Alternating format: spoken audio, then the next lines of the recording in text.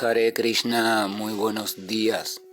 Namo Om Vishnupadaya Krishna Preshaya Bhutale Srimate Bhaktivedanta Swamini Namine Namaste Saraswate Deve Gauravani Prasharine Naribhisesa Sunyavadi Pashatya Deshatarine Shayatri Krishna Chaitanya Prabhu Nityananda Sri Advaita Gadavdara Srivasadi Gaura Bhakta Vrinda. Hare Krishna, Krishna Krishna, Hare Hare, Hare Rama, Rama Rama, Hare Hare. Hare Krishna reiterados. Continuamos con las lecturas y reflexiones sobre el tan maravilloso y radiante Srimad Bhagavatam. Continuamos siendo personas afortunadas, muy afortunadas, y lo mejor de esta fortuna es que ni siquiera la merecemos y aún así la estamos obteniendo. A veces hay un hijo que se comporta de forma detestable durante su vida con sus padres y aún así al final de la misma descubre que sus padres le dejaron a él un testamento donde le dejan toda su fortuna. Y entonces si ya está un poco maduro, dice: ¿cómo es posible con las cosas que yo hice, que fueron tan terribles, con tanto sufrimiento que les infligí a mis padres? ¿Cómo es posible que ellos me hayan dejado todo esto? ¿Cómo es posible? Y lo mismo sucede entonces con el Señor. A pesar de todas nuestras orientaciones o las orientaciones que vamos tomando en la vida, todas enloquecidas, sin rumbo, aunque creemos que tienen rumbo, nosotros andamos así, a ciegas. A pesar de eso, el Señor en la forma del tiempo nos va dirigiendo y con frecuencia a veces nos da el chance de cruzarnos con puertas de salida del plano de conciencia material que nos orientan y conducen hacia el plano de conciencia espiritual, o sea, hacia nuestro verdadero estado de existencia. Solo por fortuna y por dicha. Y una de esas puertas es, como hemos dicho siempre, la oportunidad del poder escuchar sobre cuestiones relacionadas con el Señor, tener el deseo en algún grado de hacer eso. Eso debe considerarse una gran dicha. Cuando uno se percata de ese deseo, debería pensar, o al menos lo debe pensar a su debido tiempo, en la medida en que vaya madurando, debería pensar que es una misericordia y pensar: oh Señor, qué maravilloso eres que a pesar de mi comportamiento testarudo, a pesar del aferramiento que tengo todavía por mis caprichos vinculados a este mundo, a pesar de todo ello, tú sigues de alguna forma dejando que haya en mí una cierta inquietud por las temáticas relacionadas a ti. Qué maravilloso eres. Y entonces uno se va sintiendo agradecido. Y ese agradecimiento es la base para el progreso posterior en la dirección a la espiritualización de nuestra existencia o el encaminarnos de modo consciente hacia la relación amorosa con Dios. Estamos en el punto, Arjuna sigue comentando sobre todas las maravillas que han ocurrido en su vida personal, en su vida familiar, en su vida en todo sentido y en la tierra toda, debido a la misericordia del Señor Krishna durante su estancia hace aproximadamente 5,000 años, su personificación en este mundo material. El texto número 14 dice: el poder militar de los Kauravas era como un océano en el que moraban muchas existencias invencibles y debido a ello era insuperable. Pero en virtud de su amistad, yo, sentado en la cuadriga, pude cruzarlo, y únicamente por su gracia pude recobrar las vacas y también reunir a la fuerza muchos yelmos de reyes, los cuales estaban adornados con joyas que eran fuentes de gran brillo. Arjuna como gran guerrero, Arjuna como gran general de ejército, sabe reconocer con toda certeza y además con toda sinceridad cuando el ejército enemigo le supera en organización, cantidad, fuerza, o sea, poderío, e incluso en líderes, o sea, cuando tiene también grandes líderes. Debido a esto, Arjuna sabía perfectamente que en la batalla de Kurukshetra estaba en total desventaja frente a los Kauravas, o sea, los Kurus, el ejército encabezado por sus primos, tanto en cantidad de soldados, así como en desarrollo de estos soldados, así como en capacidad de liderazgos, las grandes personalidades que estaban dirigiendo ese ejército. En todo sentido estaba en desventaja. Por eso Arjuna utiliza aquí la palabra insuperable, o sea, él sabía desde el punto de vista militar que no había la más mínima esperanza de obtener la victoria en esa batalla desde el punto de vista de cálculos militares. Sin embargo, dice, el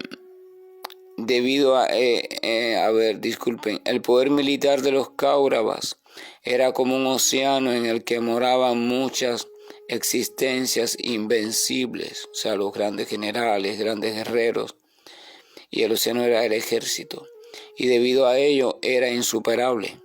Pero en virtud de su amistad, o sea, en virtud de la amistad de Krishna, de la amistad que Krishna sentía hacia mí y hacia nosotros en general, yo sentado en la cuadriga, vamos a recordar que Krishna estaba haciendo de áuriga, o sea, el que dirige la cuadriga o el carruaje de guerra del general en la batalla. Yo sentado en la cuadriga pude cruzarlo, a pesar de que el ejército enemigo parecía impenetrable. Aún así, por la misericordia de Krishna, debido a la amistad que sentía por mí y por nosotros, fue posible que yo atravesara todo ese ejército.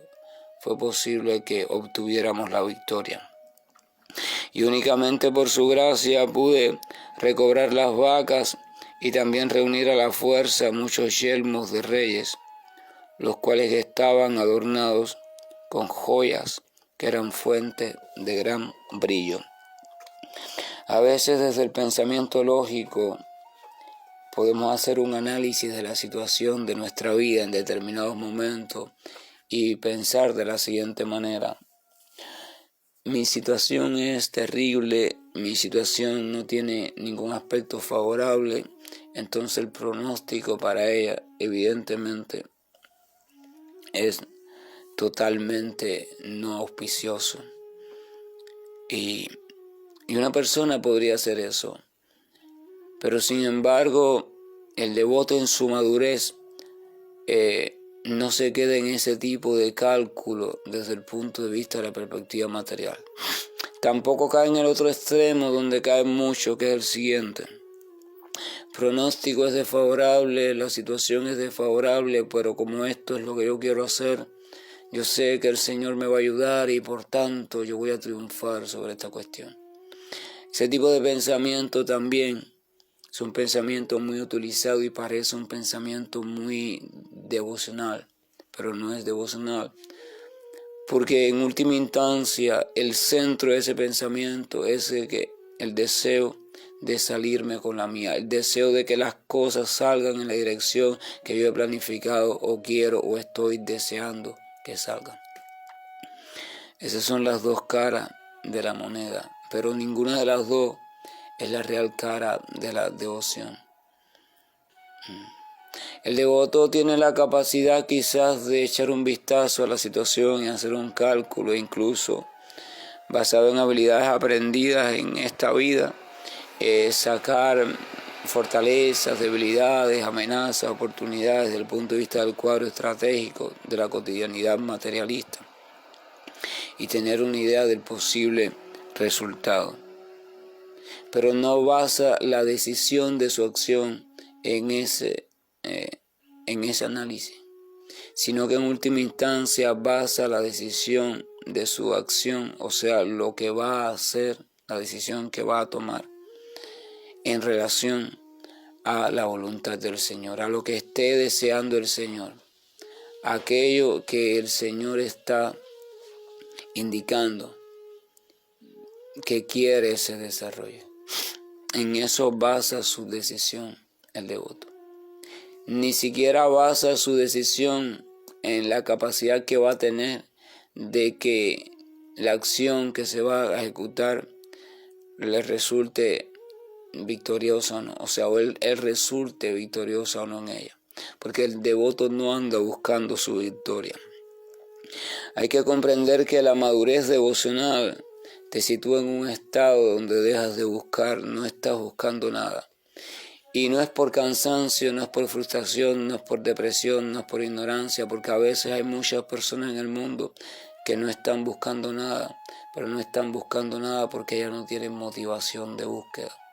No es que el devoto en su madurez pierde la motivación, sino que llega a la cima de la motivación.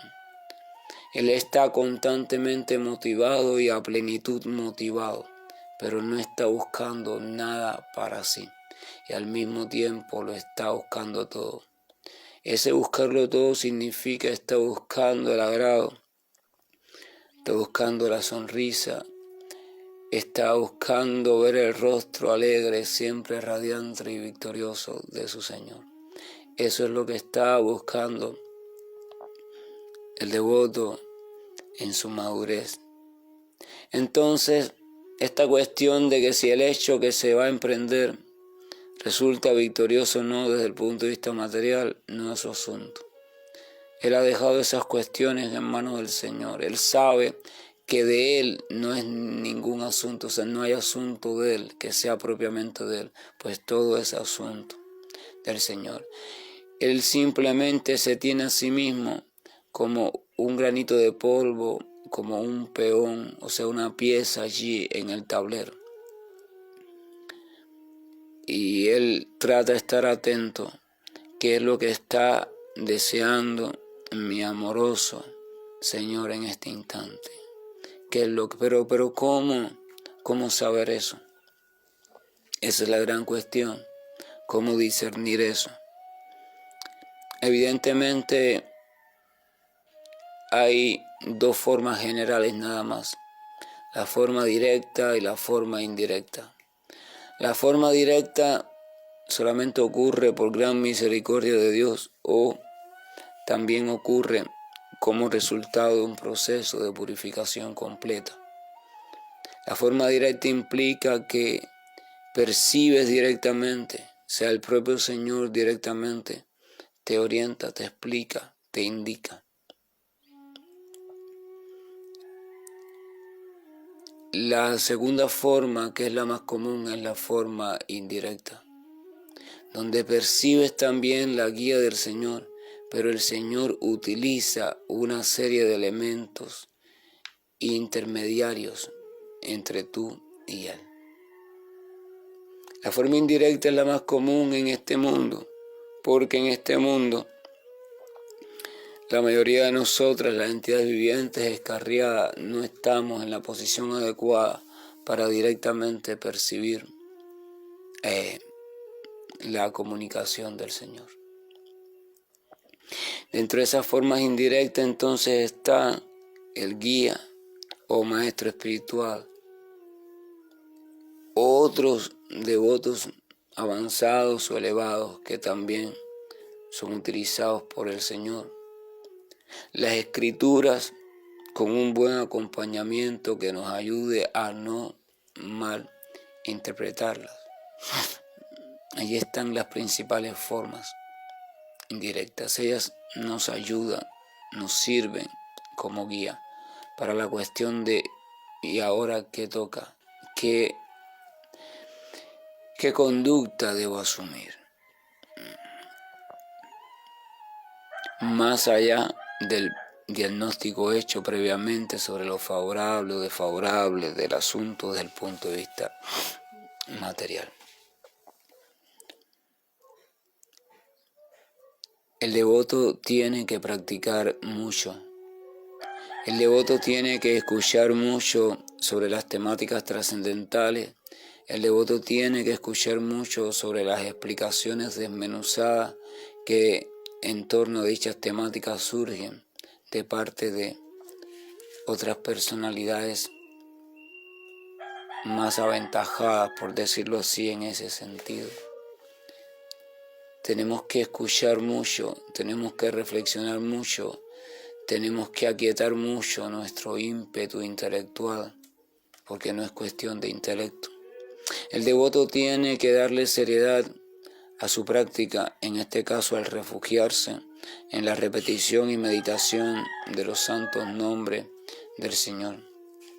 El devoto tiene que darle prioridad al reunirse, al encontrarse, al intercambiar con otros devotos y, si es posible, a aquellos que estén un poco más avanzados que él, en un menor o en un mayor grado. Porque es precisamente en hacer esto y en instaurar esto como algo regular y diario en su vida hasta que se establezca de forma natural, que va acondicionándose el practicante o el devoto, va acondicionándose para ir percibiendo cada vez más y con mayor claridad cuál es la guía del Señor, ya sea por un modo directo o por un modo indirecto. De eso se trata la práctica, de eso se trata la práctica. Eso es lo que realmente significa sadhana, ese es el sentido de la sadhana. Acondicionar el material, convertirlo en una herramienta utilizable con calidad para cumplir el trabajo que se necesita hacer. Esa es la cuestión. Entonces, Arjuna hizo el cálculo en Kurukshetra, vio así el ejército de los Kauravas es insuperable, pero bueno, aún así, aquí estoy. Krishna ha permitido, incluso ha aconsejado y hasta nos ha traído hasta este campo de batalla. Y él me está indicando que hay que pelear. Me está indicando que hay que pelear. ¿Cuántas veces el Señor no nos indica algo, pero o no podemos descifrar su indicación, o llega un momento en que quizás la descifremos, pero dudamos sobre la indicación? Porque desde nuestra perspectiva no es lógica, no es realizable, no es eso. Cuidado aquí en este sentido, porque también está el caso de aquel que se comporta de forma testaruda y cree que el Señor está indicando en un sentido, pero en verdad no está indicando en ese, sino es que es su capricho el que está indicando en ese sentido. El asunto se vuelve complejo como quiera que lo veamos, por eso hay que recurrir, por eso hay que profundizar en la práctica, por eso. No hay otro modo. Si no se hace eso, inevitablemente nos vamos a perder pensando que no estamos perdidos. El texto 15 continúa diciendo: fue solo Él quien les redujo a todos la duración de la vida y quien en el campo de batalla les retiró el poder especulativo y la fuerza del entusiasmo a la gran falange militar integrada por los Kauravas, encabezados por Bhishma, Karna, Drona, Shalya, etc.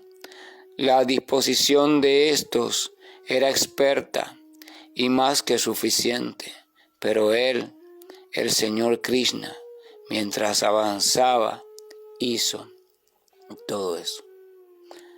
Nos recuerda aquí Arjuna a Krishna en su presencia como el factor tiempo en este mundo.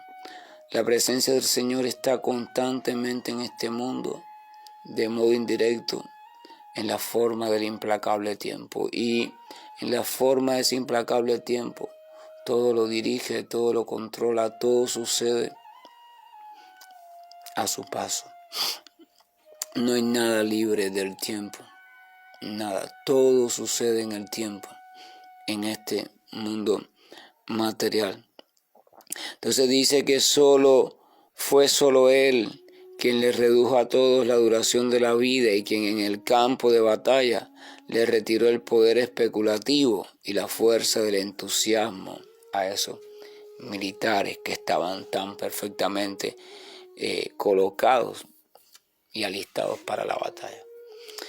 Aquí hay un hecho significativo, dice que solo Él fue quien les acortó el tiempo de vida.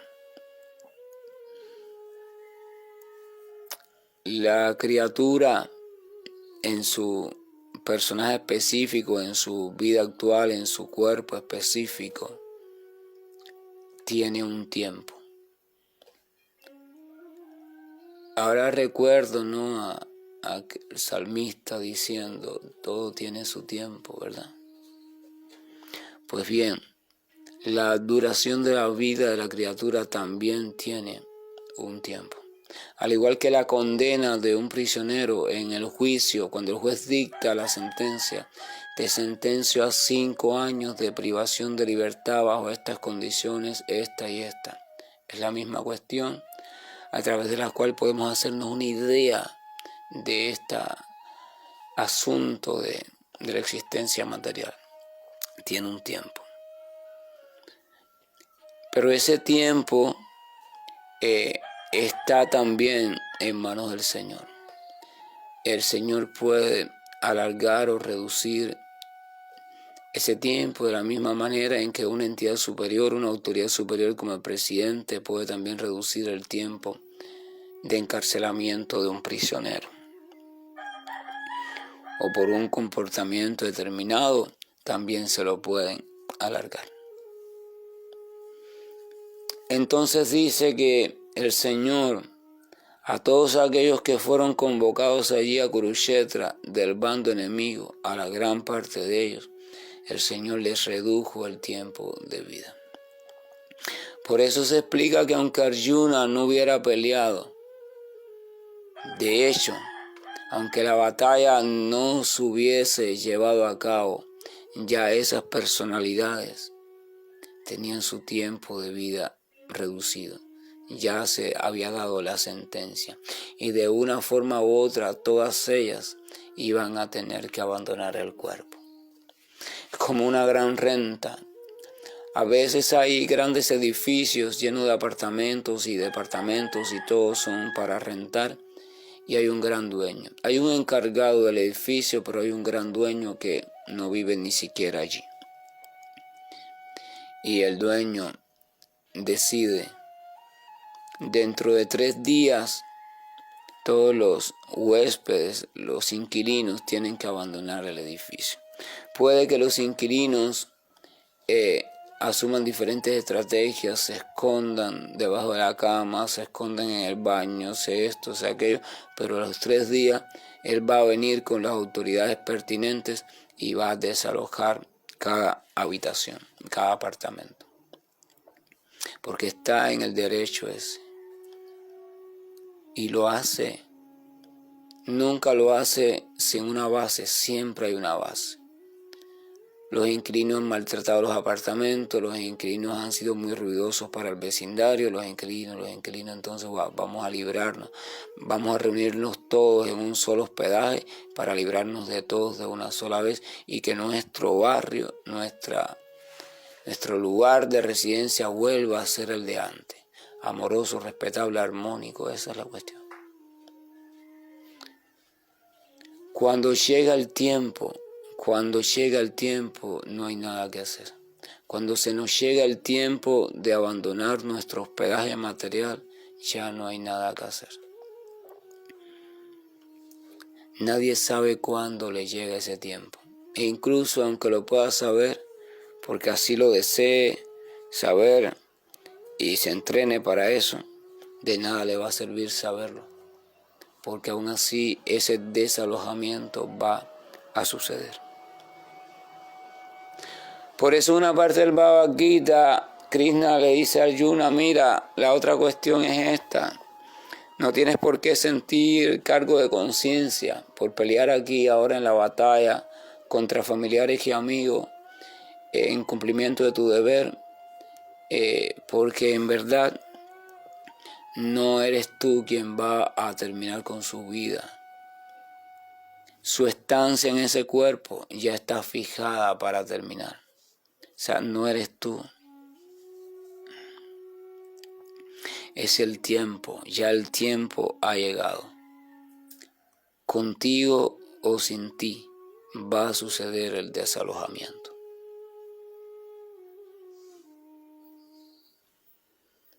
A veces dos personas se encuentran y una persona tiene una conducta un poco detestable y la otra como reprimenda viene y la mata, o incluso no tuvo ninguna conducta detestable y aún así la otra, por las razones que sea, siente el impulso de venir y matarla. Un bienqueriente de este que resultó fallecido se irrita, ¿verdad? Es natural, porque sus propios lazos afectivos y el dolor que siente frente a la pérdida de aquel ser querido hace que ponga al otro como culpable y por tanto merece también pagar por el crimen y si es posible ser matado. Y entonces va, organiza, se llena de ira, se llena de rencor y va, hace un plan para acabar con el otro. Muchas veces un familiar del otro se entera, interviene y después, y así se va formando una guerra progresiva que se va ampliando, extendiendo a familiares, amigos, y pasan siglos. Y algo que comenzó por dos termina implicando a todo un continente. Algo que comenzó por un minuto termina durando siglos y milenios. Entonces los sabios explican que en verdad la cuestión no fue ni que éste mató ni que aquel fue matado, que en verdad no hay culpable en ese sentido, sino que debido a que llegó el tiempo, entonces desde el interior de cada uno de los implicados se estimularon de manera muy sutil, se les estimularon ciertos impulsos, ciertas cualidades para que ejecutaran diferentes actividades que sirvieran para que ese tiempo, ese fin de tiempo, tuviera ocurrencia. Tanto el asesino como el que fue asesinado fueron manejados por el tiempo, por el factor tiempo, para que ocurriera el hecho a ocurrir. Por eso los sabios desde esa perspectiva no sienten odio o no culpan al supuesto asesino, ni tampoco sienten lástima por el asesinado, sino que ellos ven a dos chispas de vida, a dos criaturas manejadas por el tiempo invisible. Por eso los sabios no ven diferencias. Por eso si se en Bhagavad Gita, ellos ven con los mismos ojos a un asesino, a un monje, a un perro, a un comeperro, a lo que sea. Porque ellos no ven eso, ellos ven lo que hay detrás de eso. Esa es la visión real. Ellos ven la cuestión tal y como es. El tiempo está allí. El tiempo está allí. Entonces, mientras el tiempo va transcurriendo, la pregunta no es qué me espera en el tiempo de ahorita, de mañana, no. La pregunta es cuál es mi papel o cuál es mi deber o el más inteligente mientras el tiempo transcurre desconociendo yo lo que el tiempo está guardando para mí. La literatura védica y toda la literatura sagrada seria, en boca de los grandes santos reales, explica: entrenarte en el servicio del Señor. Aligera tu vida, reconoce y libérate progresivamente de todas las cuestiones y ataduras. Aligera tu vida y entrénate en el servicio al Señor. Y deja que el tiempo siga su curso. No te enfoques en el tiempo y sus cuestiones, ni en saberlas o en no saberlas. Entrénate en el servicio del Señor, porque es la vía apropiada para dejarte usar y para saber a cada momento qué es lo que el Señor te está recomendando como lo más propicio para ese instante. Que la gracia y el amor de Dios nos acompañe. Bonito, dulce, amable, generoso, misericordioso y siempre buen Señor.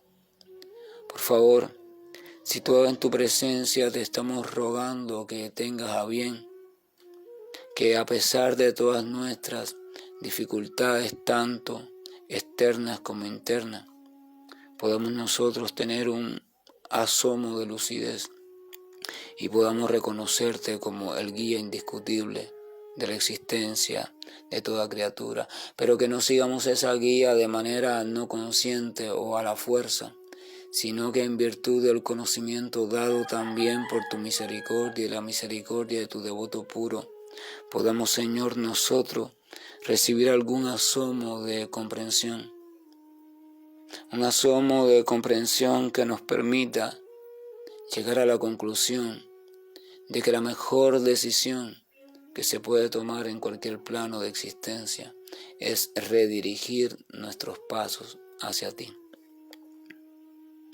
Pues de una forma u otra ellos están siendo dirigidos, pero qué triste es, y ya lo hemos experimentado, cuando esa dirección ocurre de manera enloquecida por nuestra propia mente.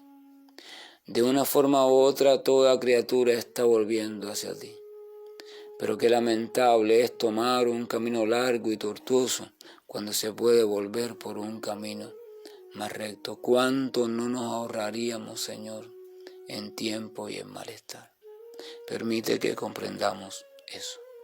Hare Krishna, buen día, y estoy finalizando la llamada.